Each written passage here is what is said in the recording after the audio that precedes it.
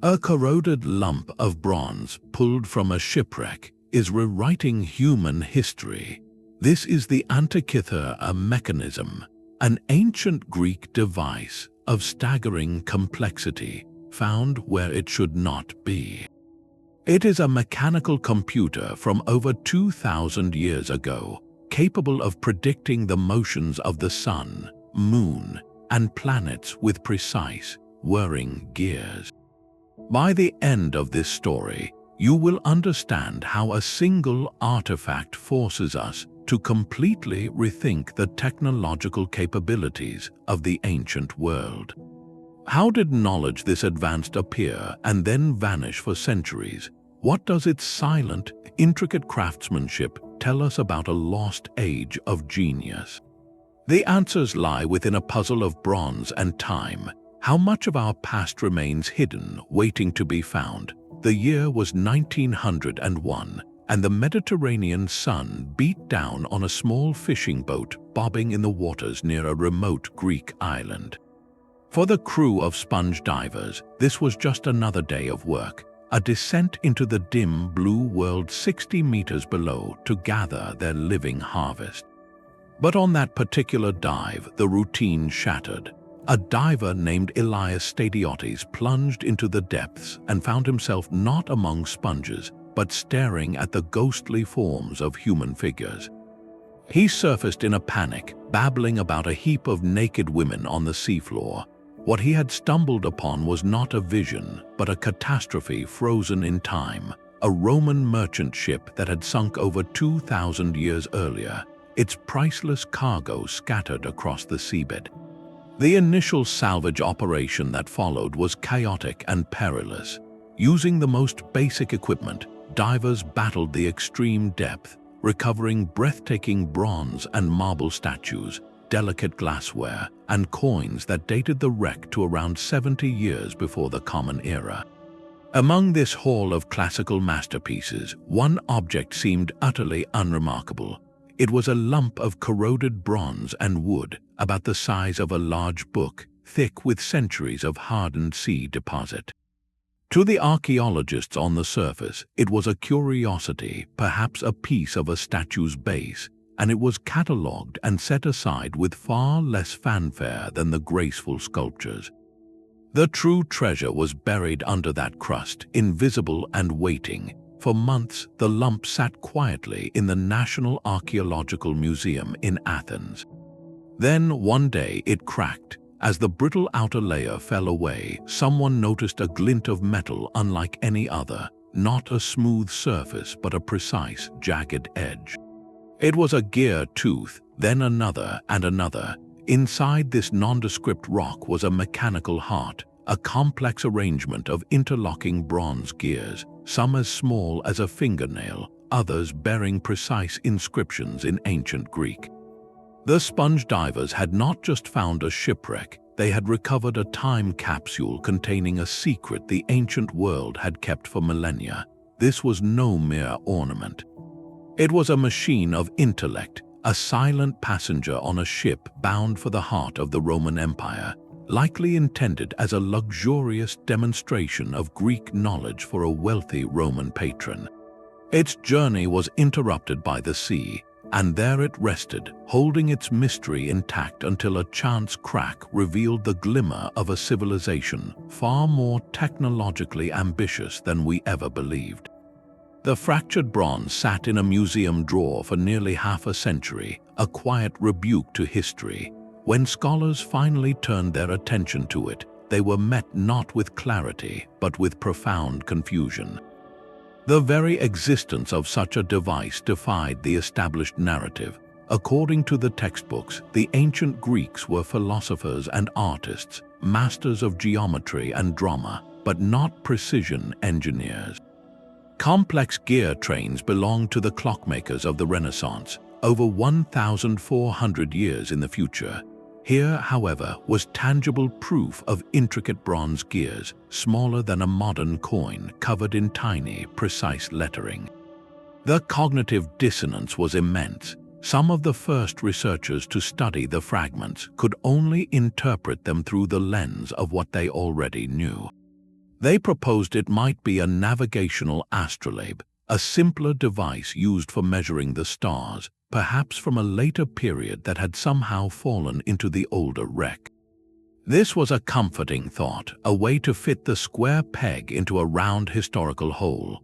The truth was that the mechanism was too corroded, too fused into a single lump, for anyone in the early 20th century to see its full structure. X-ray technology was in its infancy, and attempting to physically separate the layers would have destroyed the artifact forever. So it remained an enigma, a footnote of oddity. This period of puzzlement is perhaps the most telling part of the entire story. It demonstrates how our assumptions about the past can act as a blindfold. When evidence appears that does not fit the accepted timeline, the first instinct is often to explain it away, to categorize it as an anomaly or a mistake, rather than to question the timeline itself. The Antikythera mechanism was not just a technological outlier, it was an intellectual challenge, sitting in plain sight yet remaining invisible to the understanding of the era. It forces us to ask a haunting question. If one object so thoroughly contradicted our view of history, what other chapters of human ingenuity have we missed simply because we were not prepared to see them? The artifact's secret finally began to surrender in the 1970s, not through physical force but through a new kind of vision. A historian named Derek J.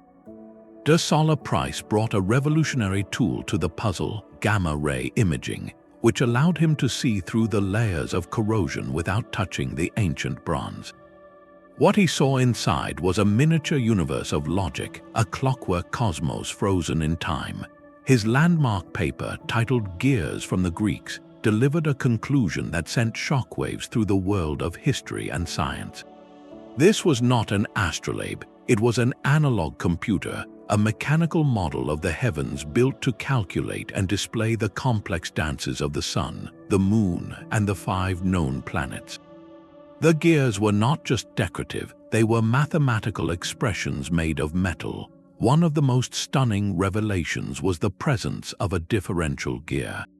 Before Price's work, historians of technology were certain this ingenious assembly, which allows 2 rotational speeds to be averaged together, was an invention of the 16th century, crucial for the modern automobile. Yet here it was, embedded in a device from the 1st century before the Common Era, performing a delicate astronomical calculation. This single component alone rewrote chapters of engineering history. The purpose of the mechanism now came into sharp, staggering focus. It was a philosopher's machine. While it could certainly track time and predict eclipses, its ultimate function was likely deeper. It provided a tangible, moving illustration of the cosmic order as the Greeks understood it, turning abstract celestial theories into something you could hold in your hand and turn with a crank. It connected the sweeping ideas of philosophers and astronomers, men who plotted the heavens with geometry, to the meticulous craft of the artisan who could translate those ideas into interlocking bronze teeth. This was the true revolution of the insight.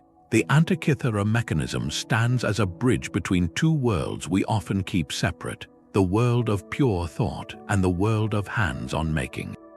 It proves that in the workshops of ancient Greece, cosmic knowledge was not just written on scrolls, it was built into machines. The silence of the artifact for 2,000 years had concealed a vibrant conversation between the mind and the hand, a conversation whose echoes we are only now beginning to hear. The true voice of the machine, however, is not in its gears but in its words. Etched across every available surface of the bronze plates, in letters sometimes barely a millimeter high, are over 3,000 characters of ancient Greek text. For decades, this script was an unreadable secret, worn down by 2 millennia of saltwater and corrosion. Then, a breakthrough arrived in the form of polynomial texture mapping, a sophisticated imaging technique that uses raking light from multiple angles to reveal the faintest scratches and indentations on a surface. It was like giving scholars a new kind of sight, allowing them to read what had been invisible. What they found was nothing less than a user manual from antiquity, a guidebook inscribed directly onto the device itself. This was not a dedication to a king or a signature from a craftsman. It was practical, instructional text meant to be used. The inscriptions label the various outputs, they explain the cycles being tracked, and they provide a detailed parapegma, a kind of ancient almanac that links astronomical events, like the rising of a certain star, to seasonal activities like harvesting or sailing. Here, the abstract cosmos met the practical realities of life on Earth. The text explicitly names celestial bodies and references complex astronomical cycles, most notably the Metonic cycle, a 19-year period that synchronizes solar years and lunar months, and the Saros cycle, an 18-year period used to predict eclipses.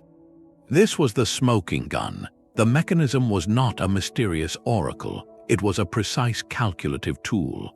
It embedded the advanced theoretical work of astronomers like Hipparchus, who mathematically modeled the irregular motions of the moon into a physical system you could interrogate with a turn of a hand crank. The operator would input a date by turning a dial, and through a symphony of interlocking gears, the machine would output the positions of the sun, moon, and planets, and even indicate the potential for an eclipse. The manual makes the intent crystal clear. This device was built for a learned user, someone who could read the Greek and understand the principles, but who perhaps valued the speed and elegance of a mechanical computation over the labor of lengthy mathematical work on a wax tablet. It transforms our understanding from seeing a mysterious artifact to witnessing a specific, intellectual tool in action, a bridge between cosmic theory and tangible, usable prediction, forged in bronze for a curious mind 2,000 years ago. The moon's journey across the night sky is a familiar rhythm, but its motion holds a hidden secret. It does not travel at a constant speed. Due to the elliptical shape of its orbit, the moon appears to speed up and slow down slightly as seen from our planet, a subtle irregularity astronomers call the lunar anomaly. To track this with gears and bronze, to build a machine that breathes with the same rhythm as the cosmos, required a leap of genius. The Antikythera mechanism achieved this through an ingenious assembly known as a pin and slot gear. Imagine one gear turning at a steady pace, its axle fitted with a small pin that sticks out. This pin is engaged not with another gear's teeth, but with a curved slot cut into a second gear. As the first gear turns, the pin slides back and forth within that slot, causing the second gear to alternately speed up and slow down in a smooth, repeating pattern. This elegant mechanical trick perfectly mimicked the moon's own variable pace, translating a complex astronomical observation into a tangible, turning motion. The mathematical theory describing this lunar anomaly had been published by the astronomer Hipparchus of Rhodes just a century before the mechanism was built. His work existed on papyrus, a brilliant but abstract idea. The makers of this device did something astonishing. They took that idea off the page and gave it physical form. They turned a philosopher's calculation into a craftsman's blueprint, proving that cutting-edge science was not confined to libraries but was alive in the workshop. This single function reveals a society where theoretical knowledge and practical engineering were in constant, fertile conversation. The output of this complex calculation was displayed with beautiful simplicity. A tiny sphere, likely made of silver, was attached to the mechanism's display. One half was polished bright, the other darkened. As the gears turned, this ball rotated to show the waxing and waning phases of the moon against a marked dial. This was far more than a celestial ornament. For the ancient user, this precise lunar tracking was essential. It governed lunisolar calendars that structured agricultural and civic life. It determined the timing of religious festivals and cultural ceremonies that were deeply tied to the lunar cycle. The machine provided certainty, replacing guesswork with a reliable, mechanical prediction. To see that little silver ball turn, knowing it was driven by gears that embodied Hipparchus's mathematics, is to witness a moment of technological clarity that feels utterly out of place in history. It shows us a path not taken, a parallel timeline where the analog computer emerged not in 18th century Europe, but in the classical Mediterranean. If they could achieve this for the moon, what other cosmic mysteries had they begun to mechanize? But the machine's purpose went beyond tracking regular cycles. It peered into the future to predict chaos. For ancient cultures, a solar or lunar eclipse was not a predictable astronomical event. It was a moment of profound cosmic drama. The sun vanishing in the middle of the day, the moon turning a deep, ominous red. These were signs interpreted as divine messages, omens of upheaval, or battles between celestial powers. To know when an eclipse would occur was to possess a form of power, a glimpse into the god's own plans. The Antikythera mechanism placed this power directly into the user's hands through a specific, brilliant feature, a spiral dial on its back face dedicated to the Saros cycle. This is a period of approximately 18 years and 11 days, a rhythmic pattern after which the sun, earth, and moon return to nearly the same relative geometry, and eclipses repeat. The machine's makers engraved this 223 lunar month cycle onto a beautiful spiral track, allowing a single pointer to advance year by year, decade by decade, pinpointing the precise months when an eclipse would be possible. This was not a vague warning, it was a precise mechanical forecast. The inscriptions around this dial go even further. They do not just say an eclipse will happen, they describe its likely character, using ancient Greek words that scholars translate as eclipse, darkness, and even hidden, possibly indicating whether it would be total or partial, and perhaps the direction of the shadow. Some researchers believe the calculations even accounted for the angular sizes of the sun and moon, a subtle geometrical consideration that affects whether an eclipse is total or annular, a ring of fire. This level of detail is staggering. It means the device did not just spit out a date, it provided a nuanced prediction of the celestial event's nature. The implications of this function ripple through our understanding of ancient society. If such a portable, operable machine existed, then the advanced knowledge of eclipse prediction was no longer the sole, guarded secret of a priestly or royal astronomer working with complex tables in a temple. This was systematized, democratized knowledge. A wealthy patron, a philosopher, or a civic planner could own this technology. They could use it to prepare their city, to schedule important events to avoid an inauspicious date, or simply to demonstrate a philosophical mastery over nature, to show that the terrifying spectacle of an eclipse was not magic, but mathematics in motion. To turn the crank and watch the pointer glide along that spiral, revealing eclipses decades into the future, would have felt less like calculation and more like revelation. In that moment, the line between advanced science and profound wonder would have completely dissolved, the machine whispering secrets of the cosmos that were meant only for the gods. Yet the machine's ambition reached far beyond our moon and sun. The true measure of its genius lies in how it attempted to tame the wanderers, the 5 planets visible to the naked eye. Mercury, Venus, Mars, Jupiter, and Saturn presented the ultimate mechanical challenge. Unlike the steady sun and moon, these planets perform a strange celestial dance. From our vantage point on Earth, they periodically appear to slow down, stop, and loop backwards against the backdrop of stars before resuming their forward march, a phenomenon called retrograde motion. To model this irregular path with simple, rotating gears seemed almost impossible. The solution, hinted at by the arrangement of surviving fragments and the cryptic inscriptions, was a stroke of pure mechanical brilliance. The makers likely employed a concept known as an epicyclic gear train. Imagine a small gear called an epicycle mounted on the edge of a larger, rotating gear. As the large gear turns, carrying the small gear around in a big circle, The small gear itself spins on its own axis.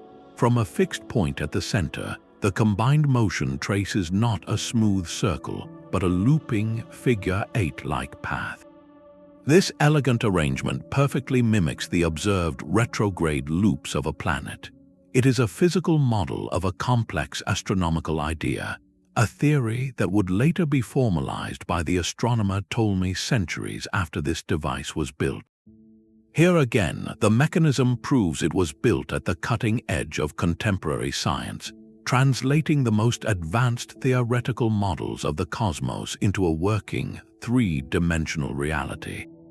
To reconstruct these lost planetary trains has been the life's work of modern researchers, a puzzle where every proposed gear must satisfy both mechanical feasibility and astronomical accuracy. The evidence suggests the device may have had separate, dedicated gear assemblies for each of the 5 planets, all potentially driven by a single master input crank.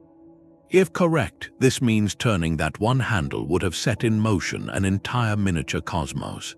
A tiny, labeled ball representing Mars would have begun its slow trek across a dial, periodically pausing to trace its tiny, backwards loop before continuing on, all while Venus and Jupiter performed their own synchronized celestial ballets beside it.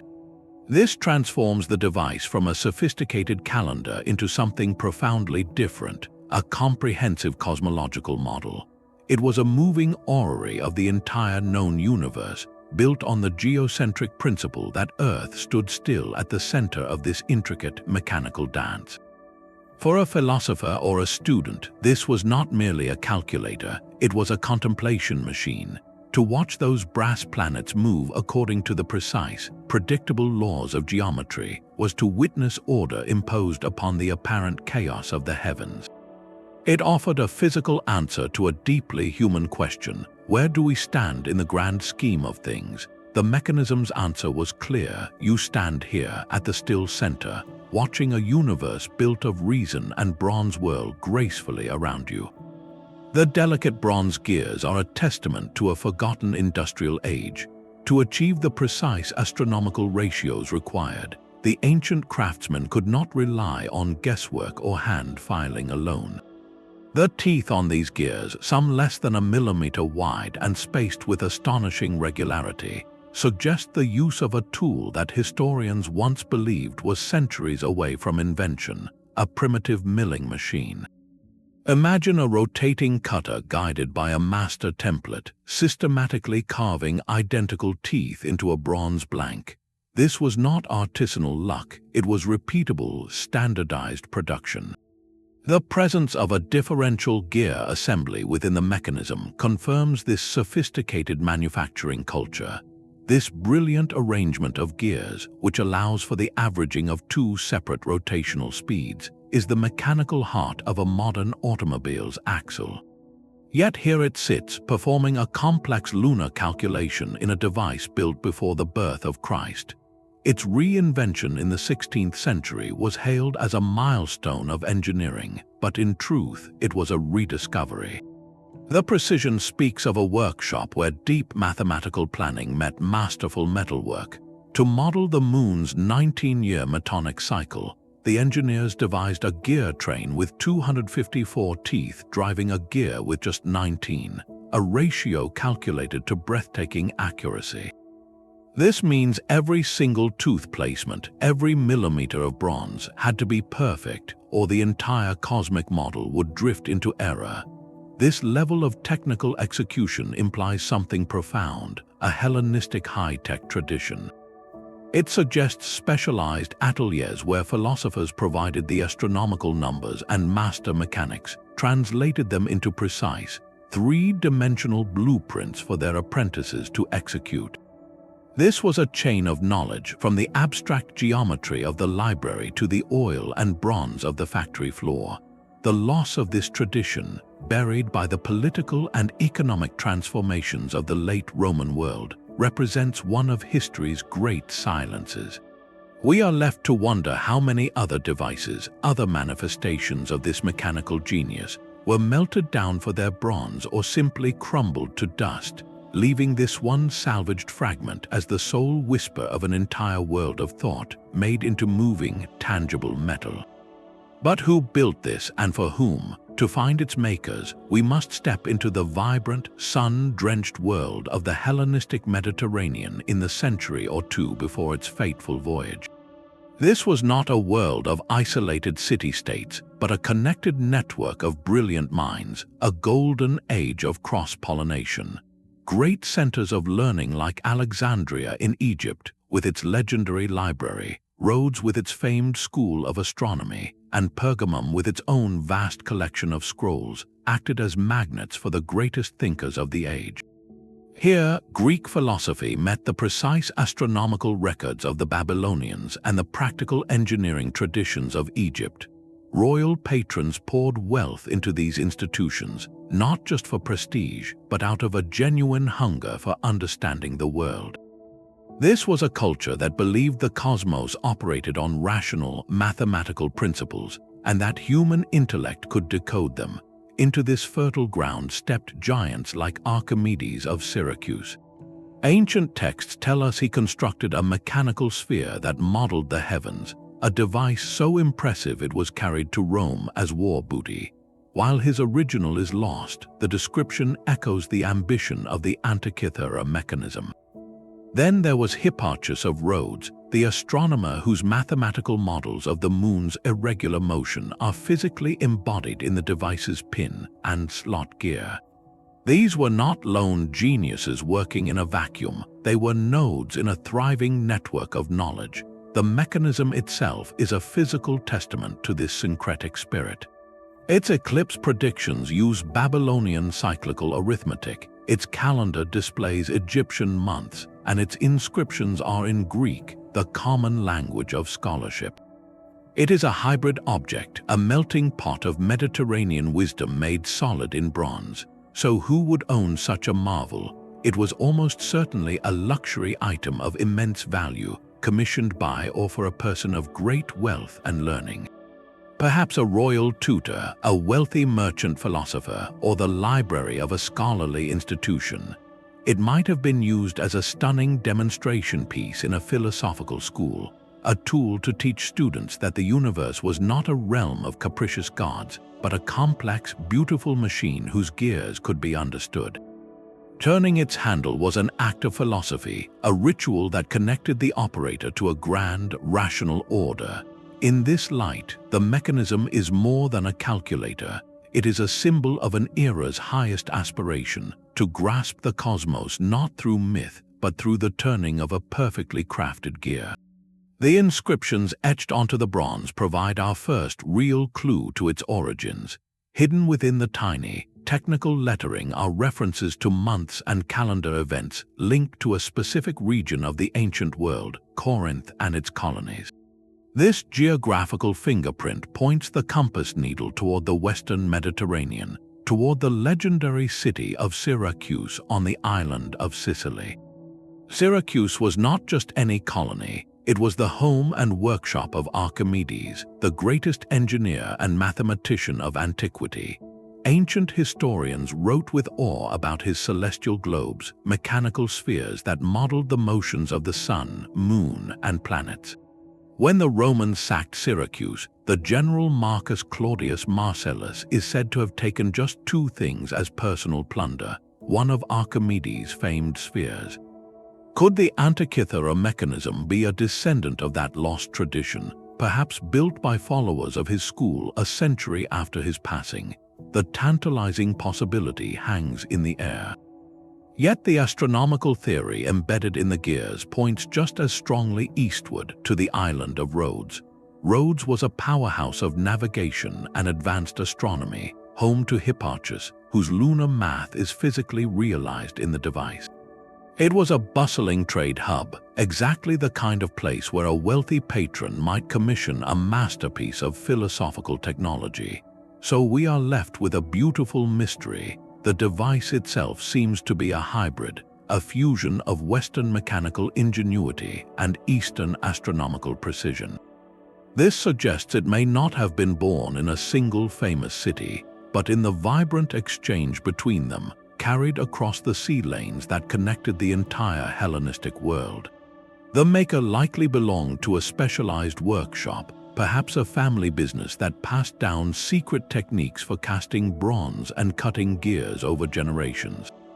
Think of it not as a lone inventor toiling in isolation, but as a collaborative atelier. In one room, a scholar fluent in the latest scrolls from Alexandria would provide the complex ratios and eclipse cycles. In the next, a master craftsman with hands stained by metal and oil would translate those numbers into precise gear templates. An apprentice would then painstakingly cut the teeth, assemble the trains, and inscribe the tiny, perfect letters.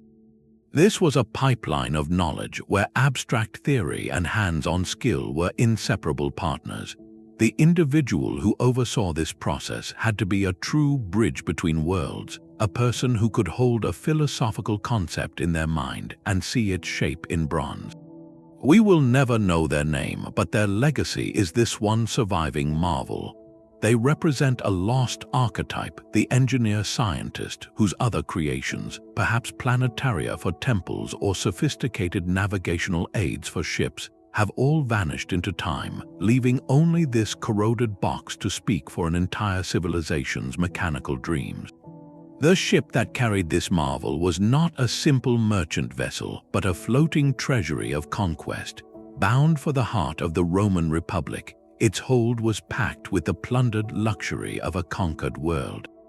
Exquisite bronze and marble statues, delicate glassware from the finest workshops, silver coins, and jewelry all point to a singular, grim purpose. This was a Roman ship, likely commissioned by a wealthy general or official, tasked with transporting the spoils of Greece back to Italy to decorate a villa, to fill a private gallery, to serve as trophies of a superior culture now subsumed by an emerging empire. Among these treasures of art, the Antikythera mechanism held its own unique place. It was not merely another beautiful object, it was a captured idea. Its presence among such a curated collection tells us it was valued not just for its bronze, but for what it represented, the pinnacle of Greek intellectual achievement rendered into a tangible, operable form. It was a prize of the mind, destined perhaps for a Roman scholar with Hellenistic tastes or a powerful patron who wanted to display not just Greek sculpture, but Greek genius. The ship's voyage was a direct pipeline of knowledge and culture, flowing from the learned East to the ambitious West, and this intricate computer was its most sophisticated passenger. Then the sea intervened, sometime between 70 and 60 years before the Common Era. Off the treacherous coast of Antikythera, the ship met its end. A sudden storm, perhaps, or a navigational error dashed it against the rocks. The magnificent cargo, from towering statues to this unassuming box of gears, plunged into the deep. The transfer of knowledge was violently, permanently frozen. This single moment of catastrophe resonates with a profound historical what-if. Imagine if the ship had completed its journey. Imagine the mechanism being unpacked in a Roman villa, its hand crank turned by a curious senator or a visiting philosopher. Could its intricate logic have sparked a new interest in mechanical computation within the Roman world? Might workshops in Rome or Alexandria have attempted to replicate or even improve upon its design? The potential for a continuous technological lineage, a thread connecting Hellenistic gearwork to later eras, was real, but that thread was severed on the seabed.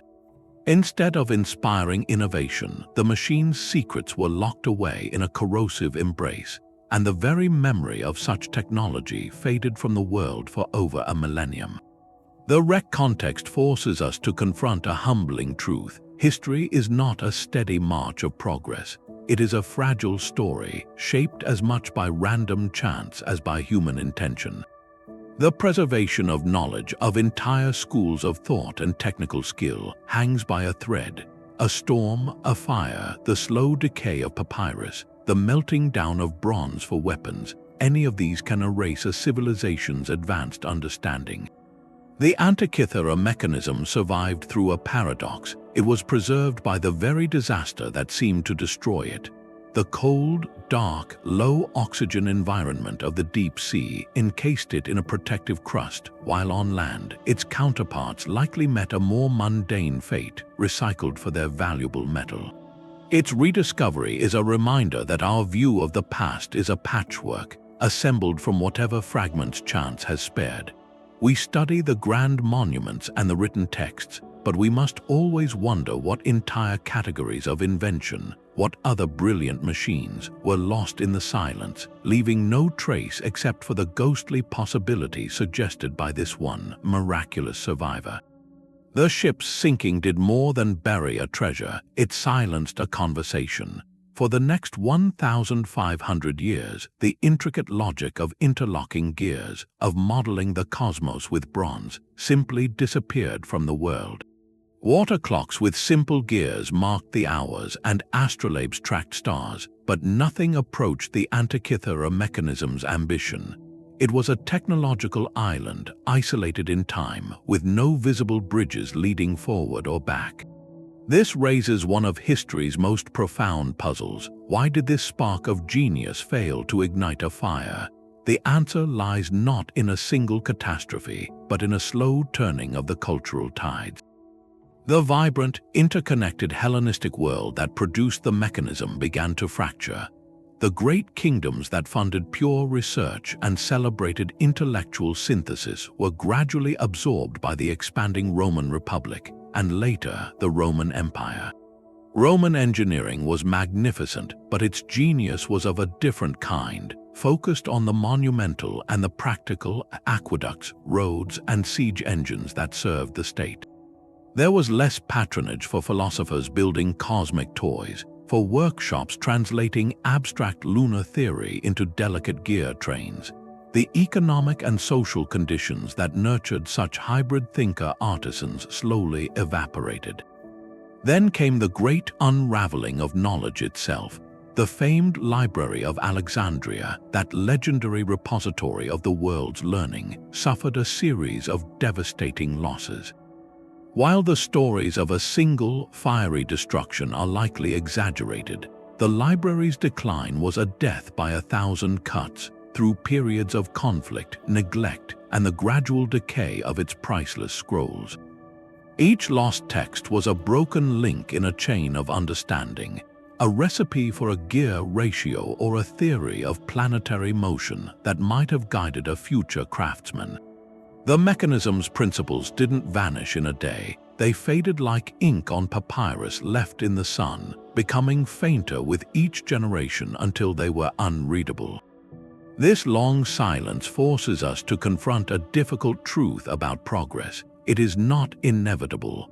Scientific and technological advancement is a fragile ecosystem.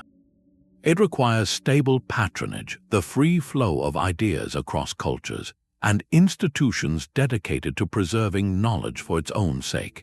When those conditions collapse, even the most brilliant innovations can become dead ends, forgotten curiosities rather than foundations for the future. The Antikythera mechanism stands as a monument to this fragility, a single, intricate seed that fell on stone instead of soil. Its legacy is a whisper of a path not taken, a haunting question of what our world might have known centuries earlier if that delicate thread of genius had not been severed by the deep, dark sea. To truly hear the machine's voice, we had to rebuild it. The corroded fragments in Athens hold their secrets tightly, but modern technology has given us new keys. The most significant breakthrough came from a collaborative international team, the Antikythera Mechanism Research Project. They employed a powerful technique called three-dimensional X-ray tomography, which is like creating a detailed internal map slice by slice. This allowed them to peer through the 2,000-year-old corrosion and see, for the first time, the exact arrangement and tooth counts of gears that had been hidden from view since the ship went down. This data was a revelation, providing the first complete blueprint of the device's intricate internal logic.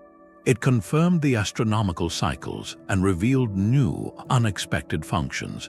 transforming educated guesses into a concrete, digital model of the ancient computer's mind. Armed with this blueprint, the next step was to test the theory in the physical world. This is where modern engineers and enthusiasts stepped into the shoes of the ancient makers. Individuals like Michael Wright, a former curator at the Science Museum in London, spent decades crafting meticulous physical reconstructions from brass and bronze, painstakingly cutting each gear by hand based on the emerging data. His working models, which turn with a satisfying, precise whir, are more than replicas, they are proofs of concept. They demonstrate irrefutably that the theoretical design decoded from the fragments is not just a plausible idea, but a fully workable machine.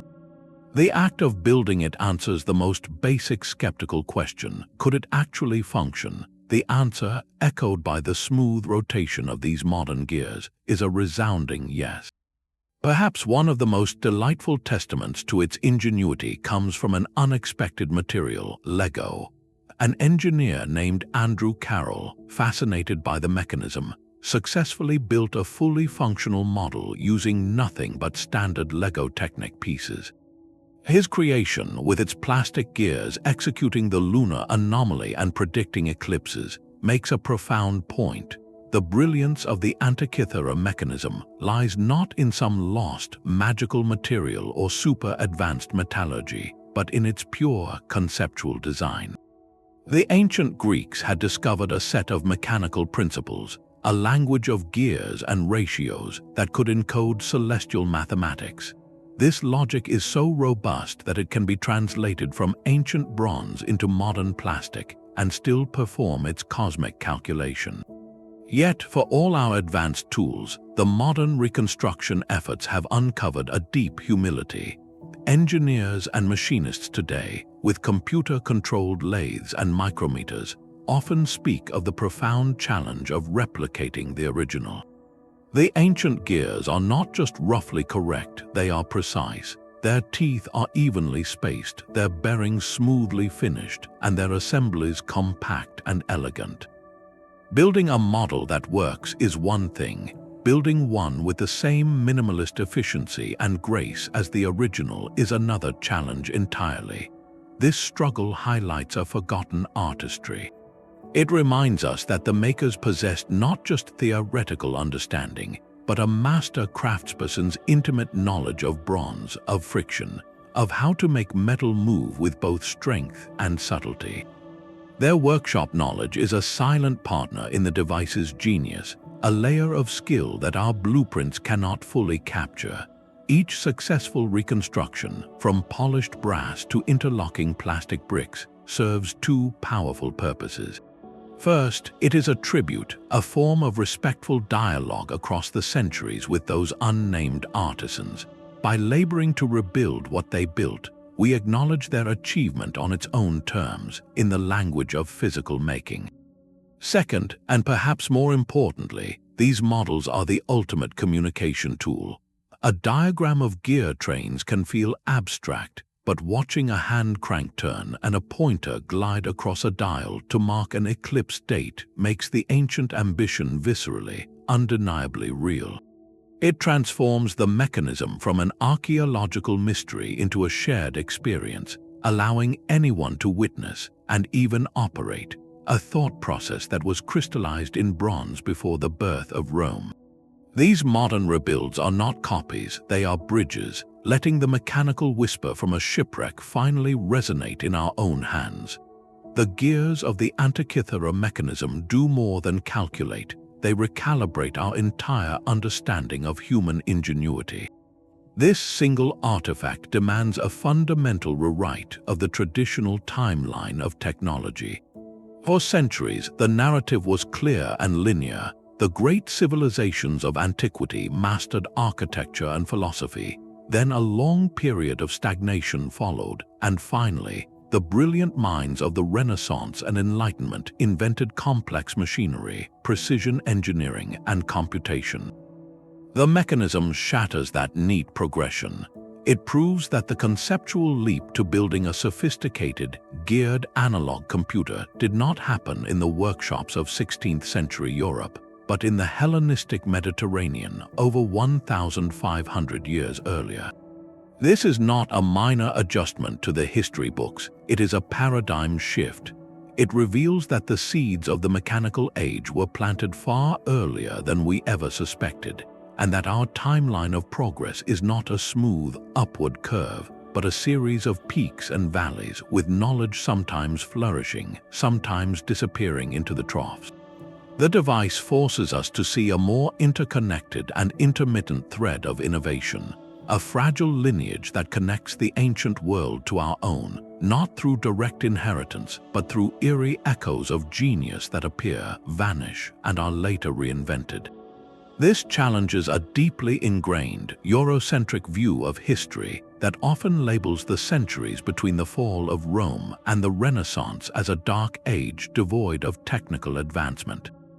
The mechanism stands as irrefutable evidence that this period was not an empty void, but rather an era where certain strands of highly specialized knowledge, dependent on specific cultural and economic conditions, were simply lost or fell out of fashion.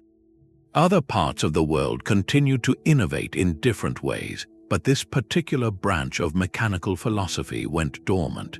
Its rediscovery compels a more nuanced and humble perspective, one that acknowledges that technological advancement is not an inevitable march forward, but a fragile ecosystem that can flourish in one era and wither in the next. This revised view also gives new weight to ancient texts we once dismissed as fanciful legends. Greek and Roman writers described astonishing devices, Archimedes' intricate planetarium that modeled the heavens, Hero of Alexandria's automated theaters and mechanical servants. For a long time, historians viewed these accounts as imaginative thought experiments or exaggerated boasts. The Antikythera mechanism changes that interpretation entirely. It provides a tangible benchmark, a proven level of contemporary technical capability. Suddenly, those descriptions of other complex machines are no longer mere myths. They become plausible reports of a lost technological reality. If a device this advanced could be built, then why not an automated puppet show or a sophisticated water clock? The mechanism transforms our reading of history from one of skepticism to one of possibility, inviting us to listen more carefully to the whispers of the past, for they may be describing wonders we are only now beginning to comprehend. This single machine forces us to reimagine the very nature of ancient Greek science. We often celebrate their philosophers for grand theories about the cosmos, for elegant geometry and sweeping ideas about the nature of reality. The Antikythera mechanism proves they did something more revolutionary. They built those ideas. It is not just a product of advanced engineering. It is the physical embodiment of a highly developed scientific methodology. Inside its bronze casing, abstract mathematical concepts like epicycles and eccentric circles, which were used on parchment to explain planetary motion, were translated into tangible turning gears. This was not merely illustration, it was application. The device served as a working model, a testable hypothesis made of metal. You could input a date, turn the crank, and see if the predicted position of Mars matched the night sky. It represents a shift from qualitative description, the stuff of myth and poetic observation, to rigorous quantitative prediction. The cosmos was no longer just a story told by the gods. It was a system that could be calculated, replicated, and held in your hands. This achievement blurs a line we often draw too sharply, the separation between the philosopher and the engineer. In the workshops that produced this device, the thinker and the maker were likely in constant conversation. The astronomer provided the mathematical ratios, the precise periods of the Saros cycle or the lunar anomaly, and the artisan solved the physical puzzle of how to express those numbers through interlocking teeth and rotating axles. Each successful gear train was a validation of the theory behind it. If the gears meshed and produced the correct motion, it affirmed that the mathematical model was sound. This culture of hands-on experimentation, of building to understand, brings the Hellenistic world into a light that feels strikingly familiar, almost modern. It reveals a society actively engaged in the core practice of science, not just contemplating nature from a distance, but interrogating it through constructed models. They were not on the cusp of a scientific revolution in the way we define it historically, with formalized experimental methods and peer-reviewed journals, but they were cultivating a mindset that could have led there. The mechanism stands as a powerful testament to a road explored, a vibrant culture of applied intellect where the quest to understand the universe was as much about the turn of a precise gear as it was about the scroll in a library. It asks us to elevate our view of their science from a collection of brilliant but isolated theories to a more robust, integrated endeavor, one that sought not just to explain the world, but to literally reconstruct its rhythms in bronze. The eclipse cycles ticking within the machine speak a language older than Greek. The Saros and its longer cousin, the exeligmos, are not products of Hellenistic philosophy, but of meticulous, centuries-long observation recorded on Babylonian cuneiform tablets. These ancient astronomers, working from the fertile plains of Mesopotamia, dedicated generations to charting the repetitive patterns of the heavens, compiling vast data sets of lunar and planetary positions with a patient, empirical eye. Their goal was not necessarily to understand why the cosmos moved as it did, but to accurately predict when events would occur, a crucial practice for both celestial omen reading and calendar regulation.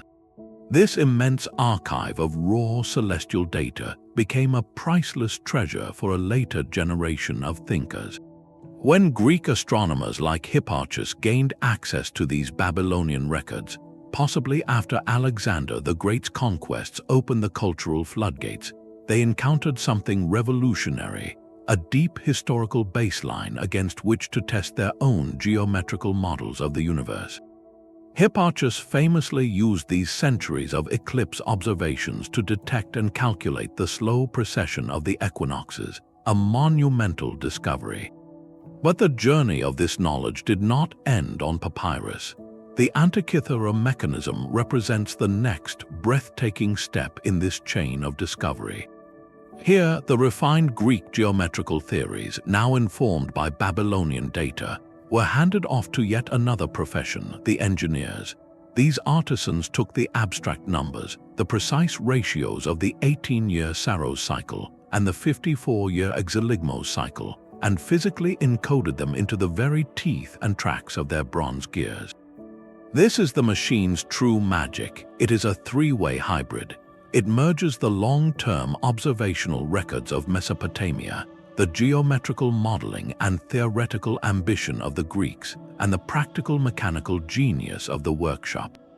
It stands as one of the earliest and most sophisticated examples of international scientific synthesis in human history.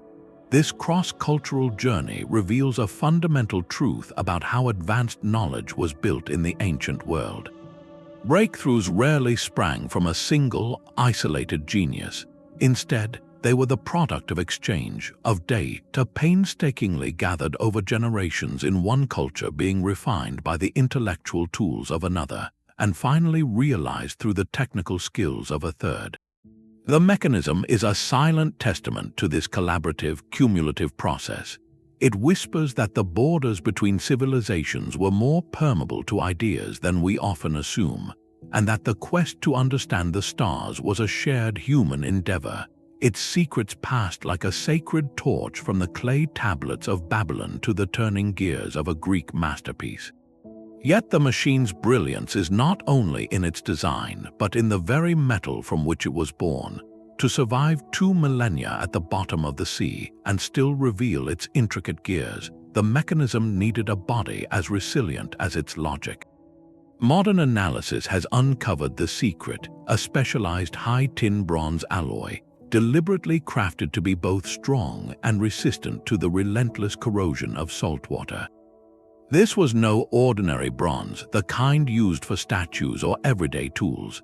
Its composition was carefully controlled, with a precise balance of copper and tin to achieve specific material properties, a consistency found across the different gear fragments.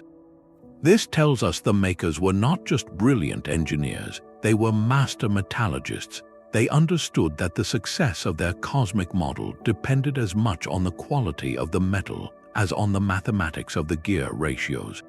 The bronze sheets would have been cast flat, likely in sand molds, and then the real work began. Using hand tools of iron and abrasives like emery or sand, artisans would have spent countless hours cutting out the rough gear shapes, then painstakingly filing each individual tooth to its precise final form. The incredible uniformity of these teeth, some thinner than a grain of rice, speaks to a workshop discipline of almost unimaginable patience and skill. Researchers have also detected traces of lead in certain components. This was likely a deliberate choice, not an impurity. Adding a small amount of lead to bronze makes the metal softer and easier to cut and file, a crucial consideration when creating such delicate, interlocking parts by hand. This practical insight reveals a deep, grounded wisdom in the workshop, a knowledge passed down through generations of metalworkers who understood how to make their materials behave. This metallurgical sophistication is the unsung hero of the entire story. It provided the physical foundation upon which the grand theoretical vision could stand. Without this advanced understanding of alloys and machining, the most beautiful astronomical design would have remained a sketch on papyrus, impossible to realize in lasting, functional form. The celestial computer was, in the end, an earthly object. Its gears had to turn without ceasing, its axles had to spin true for decades, and its surfaces had to withstand the touch of human hands. The choice of high-tin bronze, strong yet workable, corrosion-resistant yet capable of holding a fine edge, was the perfect answer. It grounds the mechanism's ethereal purpose in the tangible, sooty reality of the ancient workshop, where the fire of the forge and the eye of the craftsman were just as essential to its creation as the mind of the philosopher. In this alloy, we see the full picture of Hellenistic genius, a seamless fusion of abstract thought and profound material mastery, each enabling the other to achieve something that should not have existed for another 1,000 years. The front face of the mechanism was its breathtaking public display. While the intricate gears whirred unseen within, the front dial presented the cosmos in a single, elegant snapshot. At its center lay a series of concentric rings, each a different layer of time and space. One ring displayed the 365-day Egyptian calendar, the standard for astronomical work in the Hellenistic world. Surrounding it was the band of the zodiac, divided into the familiar 12 constellations. These two rings were not static, they moved in relation to each other, driven by the master gear train.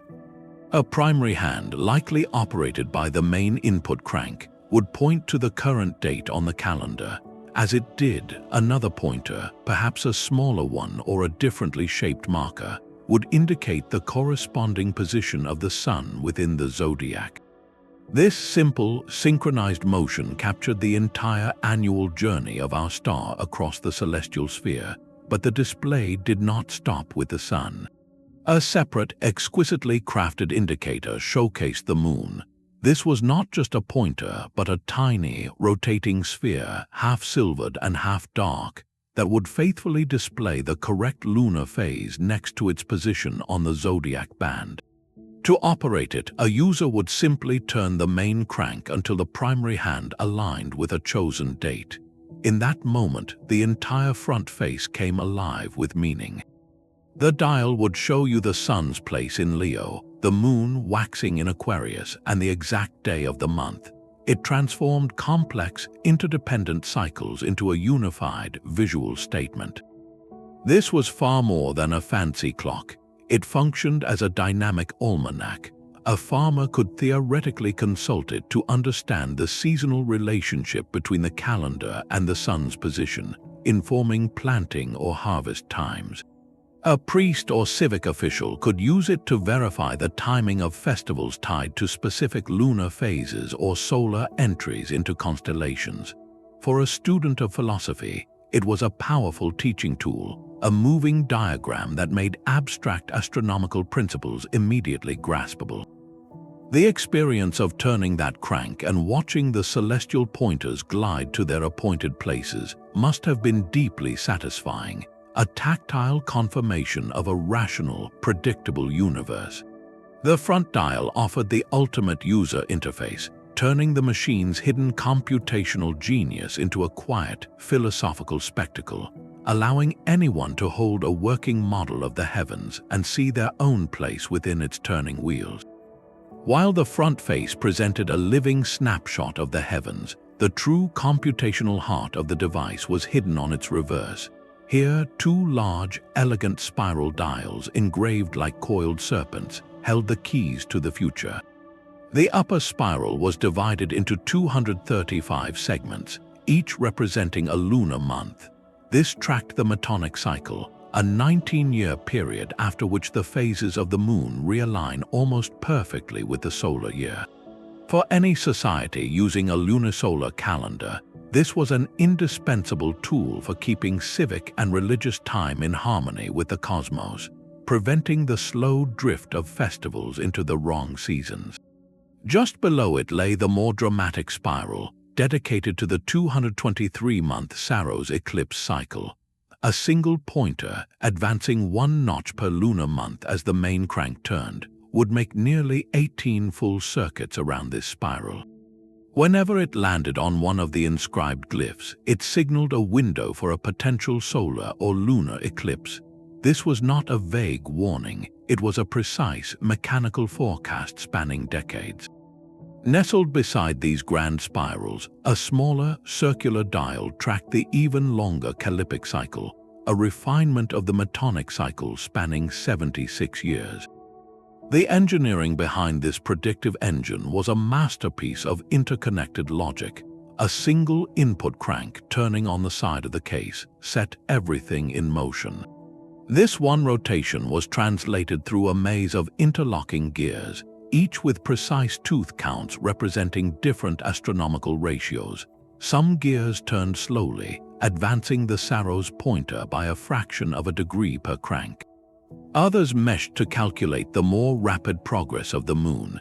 This gear train acted as a physical algorithm, a set of instructions carved in bronze that continuously solved complex long division problems with every turn. The result was a form of analog data processing that could project celestial events far beyond a human lifetime. The back of the mechanism was its analytical engine, a place of pure calculation. While the front dial offered a beautiful, simplified output, the back housed the raw, grinding mathematics that made those predictions possible. It was the hidden workshop of the machine, where cycles of time were broken down, averaged, and reassembled into a coherent forecast. This ability for long-term computational planning is what separates the device from a simple clock or calendar. It embodies a profound desire not just to mark the present, but to map the future, to find order and predictability in the apparent chaos of the sky. To turn that crank was to engage in a dialogue with time itself, watching as the machine's bronze intellect unfolded a predetermined celestial script, one carefully calculated month at a time. But was this intricate machine truly a singular miracle? The most haunting question left by the Antikythera mechanism is not how it worked, but whether it ever worked alone.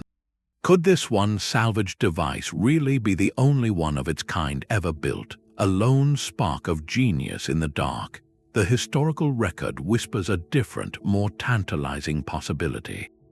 The Roman philosopher Cicero, writing in the 1st century before the Common Era, described with clear admiration a bronze celestial sphere constructed by Archimedes. He wrote that when this sphere was set in motion, it reproduced the movements of the sun, moon, and 5 planets with such accuracy that it seemed to mimic the very heavens. This was not a vague myth, it was a first-hand account from a respected statesman and scholar. describing a device that sounds eerily familiar. Archimedes' sphere, according to Cicero, was carried to Rome as a prized trophy of war, displayed in the Temple of Virtue as a testament to the brilliance of a conquered people. This written evidence strongly suggests that the Antikythera mechanism was not a fluke, but part of a known tradition. It points to a workshop lineage, perhaps centered in Syracuse, where the principles of building cosmic models in metal were developed, refined, and passed down. The Antikythera device itself bears physical clues that support this idea. Close examination reveals subtle signs of wear on its gears and axles, a gentle polishing from repeated, careful use over years. This was not a fragile prototype kept on a shelf. It was a working instrument consulted and operated. Its design is too refined, too confidently executed to be a first attempt. It feels like a product of an established craft, where solutions to earlier technical problems had already been found and standardized. So where are all the others? The likely fate of these mechanical marvels is both simple and tragic. They were made of bronze, a valuable and reusable material. In times of war, economic hardship, or simply when their complex purpose was forgotten, they would have been the first casualties. A library burns, a temple is sacked, a private collection is dispersed, and a sophisticated philosophical instrument is seen by later generations as nothing more than a lump of high-quality metal, destined for the smelter to be reborn as a coin, a weapon, or a simple cooking pot. The survival of the Antikythera mechanism is a freak accident, a consequence of its sinking into an environment that preserved it even as it hid it. Its lonely existence on a museum shelf is a powerful illusion. It stands not as a solitary monument, but as the sole surviving ambassador from a lost republic of invention. This shifts our understanding from celebrating a single anomaly to mourning an entire lost genre. We are not looking at a mysterious, one-off artifact, but at a rare and precious sample, a single page rescued from a vast, burned library of mechanical knowledge. It represents a technological culture that was likely more widespread, more advanced, and more integrated into the intellectual life of the era than we ever dared to suppose. Its silence for 2 millennia is not a sign of its uniqueness, but a stark lesson in the fragility of human achievement, and a reminder that history is written not by what was created, but by what, against all odds, managed to endure. The silent bronze now speaks through pixels and light. The latest revelations about the mechanism come not from brushes or chisels, but from a realm of pure data. Using a technique called microfocus computed tomography, a form of incredibly high-resolution three-dimensional X-ray imaging, researchers have performed a kind of digital archaeology. This process allows them to peer through every layer of 2,000-year-old corrosion as if it were glass, mapping the interior structure in microscopic detail without ever touching the fragile original. It is a non-destructive window into the past, crucial because the fused fragments are far too delicate for any physical disassembly. The scans have unveiled a hidden world, revealing inscriptions so faint and gears so tiny they were completely invisible to the naked eye, text and components that had been locked away since the day the ship sank. This digital dissection has produced a perfect, manipulable ghost of the device, a virtual model that can be taken apart and reassembled with a click. Scholars can now test theories of gear engagement and mechanical function in a risk-free digital space, experimenting with arrangements that would be impossible or far too dangerous to attempt on the irreplaceable artifact itself. This has transformed the fragments from a static museum display into a dynamic, interactive puzzle. Researchers can virtually rotate a single gear, trace the path of a pin through its slot, or follow the entire kinematic chain from the input crank to the eclipse pointer, watching the mathematical logic unfold in a simulation. The most profound promise of this digital frontier is that the story is not over. After more than a century of study, we are still finding new words in the manual, still discovering subtle design features in the gear trains. Each new scan, each more refined algorithmic pass over the data, holds the potential to reveal another line of text, another calibration mark, another clue to the maker's intent. Digital archaeology ensures that the investigation can continue indefinitely, preserving the original while endlessly interrogating its perfect digital twin. It means the Antikythera mechanism, this ancient conversation between cosmos and craft, is still talking, and we are only now developing the ears to hear every whispered detail. This machine was built not just to calculate but to contemplate. At its core, the Antikythera mechanism is a philosophical argument cast in bronze, a physical manifesto of one of ancient Greece's most profound ideas, the concept of the cosmos. To the Greeks, the cosmos was not a chaotic void, but an ordered, beautiful system, a word that itself implies harmony and arrangement. They believed this order was governed by a universal principle they called logos, a rational, mathematical logic underpinning all of nature. The mechanism is the ultimate expression of that belief.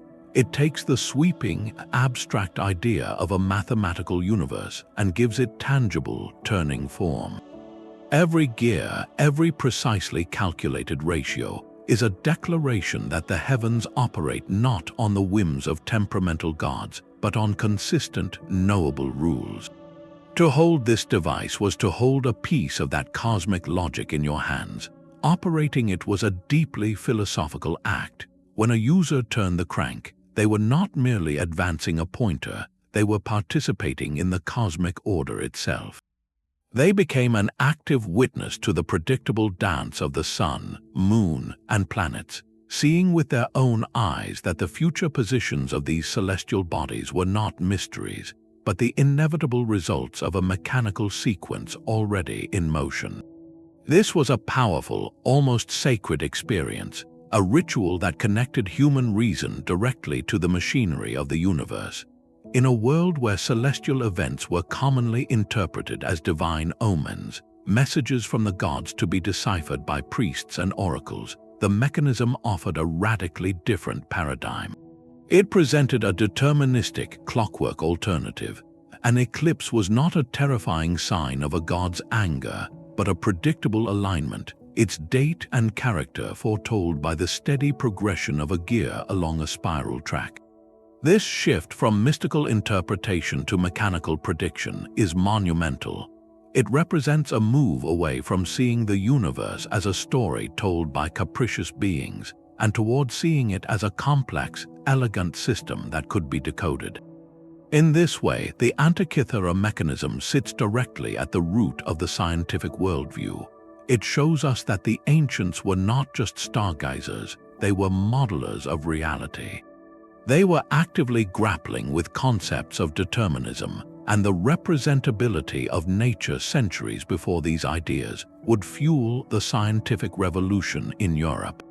The device asks a haunting question of its own. If they could build such a perfect model of celestial motion, did they ever wonder if everything, from the fall of a leaf to the fate of an empire, might also follow a similar, intricate, and knowable set of rules? The machine offers no answer, only the quiet, turning certainty of its gears, a silent sermon on the profound beauty of a universe built on reason. The quiet turning of those bronze gears echoes far beyond their ancient workshop. This is not merely an artifact to be catalogued and admired. It is a conversation across millennia, one that speaks directly to the core of our own technological existence. In an age defined by digital perfection and instant access to infinite information, the mechanism offers a profound counterpoint. It is a masterpiece of analog thinking, a world where complex data was not rendered in invisible code, but made manifest in the physical meshing of metal teeth and the graceful sweep of a pointer across a dial. There is a tangible, almost human intimacy to its operation, a direct connection between the turn of a hand and the prediction of an eclipse that our touchscreens and algorithms can never replicate. It celebrates the power of a physical interface to make the abstract not just understandable but feelable, reminding us that sometimes the deepest understanding comes not from a screen's glow, but from the weight of an object and the cause and effect certainty of its moving parts. This connection challenges a modern arrogance, the assumption that technological progress is a straight, inevitable line from primitive past to sophisticated present. The mechanism story is a powerful antidote to that linear myth. It presents a different truth that history is a landscape of scattered peaks and deep valleys. Brilliant innovation can flourish in one era under the right conditions of patronage, collaboration, and cultural curiosity, only to vanish for centuries when those conditions collapse. Our own digital age is a new peak, but it is not the first, and its permanence is not guaranteed. The silent centuries between this device and the geared clocks of medieval Europe stand as a humbling warning. They ask us what pillars our own knowledge rests upon, and how easily the intricate ecosystems that sustain our advances could one day fragment. The preservation of understanding is an active, fragile endeavor, not a passive inheritance. At its heart, the mechanism is a testament to a truth we are rediscovering today: the transformative power of cross-disciplinary collaboration. It was not the product of a lone astronomer or a solitary engineer. It was born at the vibrant intersection of Babylonian observational data, Greek geometrical theory, and masterful Hellenistic craftsmanship. The philosopher, the mathematician, and the metalworker had to speak a common language, each respecting the other's essential role in translating a cosmic idea into a working machine.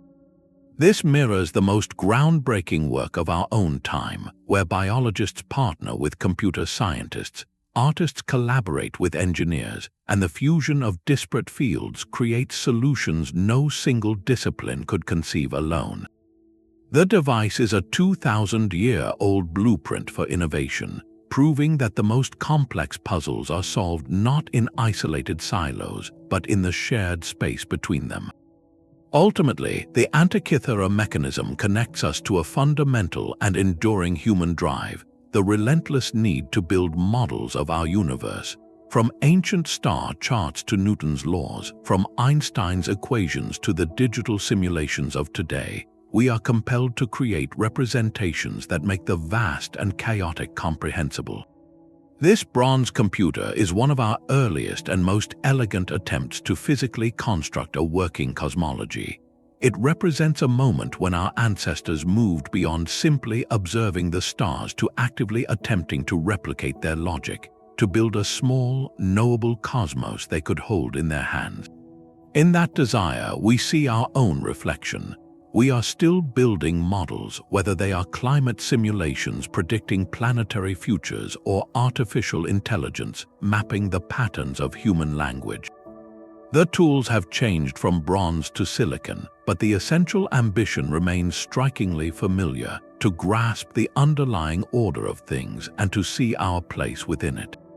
The mechanism is not a relic of a forgotten past. It is a direct ancestor of our modern quest for understanding, a quiet, persistent whisper that the most human of all endeavors is to take the mystery of existence and, piece by careful piece, try to build it into something that makes sense. Yet for all we have decoded, the mechanism still guards its deeper mysteries. Certain gear ratios etched into the bronze defy easy explanation, their tooth counts creating mathematical relationships that do not perfectly match any known astronomical cycle. These anomalies whisper of missing assemblies, entire gear trains lost to the sea or corrosion that might have performed calculations we can no longer envision.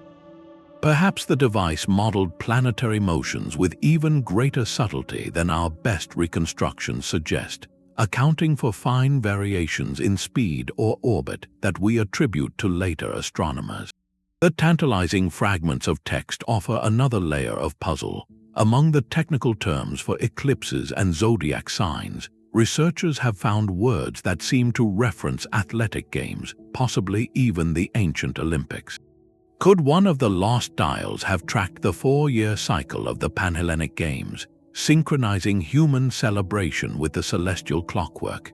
This would transform the machine from a purely astronomical tool into a cultural nexus, linking the rhythms of the heavens to the sacred calendar of Greek society. Then there is the physical enigma of Fragment D, a piece of the mechanism that features a unique, double-sided gear. Its purpose is hotly debated, with theories ranging from a sophisticated reversing function to a part of a hypothetical planetarium display that might have shown the cosmos from different perspectives. These are not minor gaps, they are profound silences in the conversation. They remind us that our understanding, though advanced, is still provisional, built on the fragments that survived rather than the complete original. This is what makes the Antikythera mechanism a truly living artifact. It has not been solved and placed on a shelf. Each technological breakthrough in imaging, each new scholarly insight, peels back another layer, often revealing more questions than answers. The unresolved details are a siren call to curious minds, ensuring that this field of study will remain vibrant for generations to come. The machine's final lesson may be about the nature of discovery itself, that the greatest treasures of the past are not locked boxes to be opened, but endless dialogues where every answer gracefully unfolds into a new, more beautiful question. The corroded bronze has spoken, and its message is one of quiet revolution. The Antikythera mechanism stands as a solitary beacon from the ancient world, illuminating a path of technological sophistication we never knew existed. Its journey from a chance discovery on the seafloor to its ongoing digital decryption is more than an archaeological tale. It is a testament to the enduring power of human curiosity and ingenuity across millennia. We have followed its intricate gears as they tracked the moon's subtle dance, predicted eclipses with mechanical certainty, and dared to model the wandering planets in a miniature, turning cosmos.